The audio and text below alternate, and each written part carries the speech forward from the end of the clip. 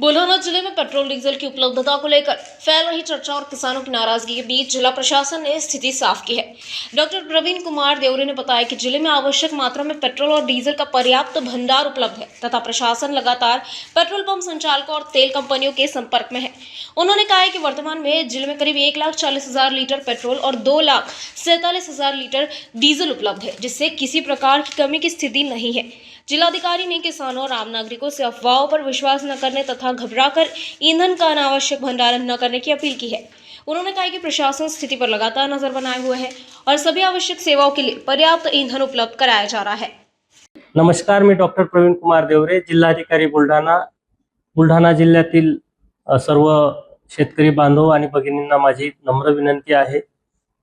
बुलढाणा जिल्ह्यामध्ये जिल्हाधिकारी कार्यालयामार्फत जेवढे पेट्रोल पंप आहेत त्या सर्व पेट्रोल पंप धारकांच्या आणि कंपनी पुरवठा करणाऱ्या कंपन्यांच्या आम्ही संपर्कात आहोत।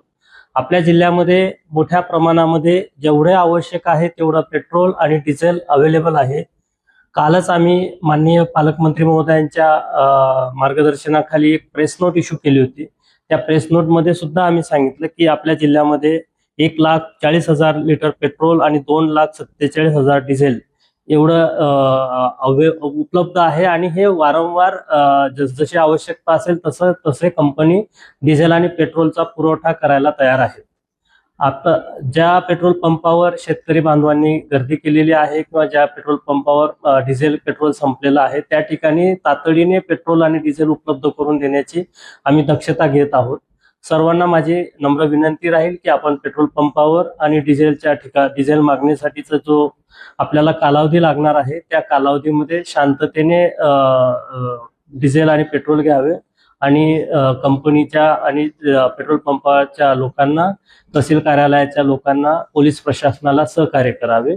डिझेल आणि पेट्रोलची आपल्याकडे कमतरता नाही, त्यामुळे डिझेल आणि पेट्रोलची कमतरता असल्याचा गैरसमजामुळे आपण त्या ठिकाणी मोठ्या प्रमाणामध्ये आवश्यकतेपेक्षा जास्त पेट्रोल आणि डिझेलची मागणी करत असतात।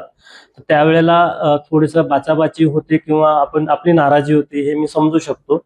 परंतु ही मी खात्री देतो की आपल्या जिल्ह्यामध्ये डिझेल आणि पेट्रोलचा पुरवठा कमी होणार नाही। आपण कृपया या बाबतीमध्ये निश्चिंत राहावे आणि प्रशासनाला सहकार्य करावे।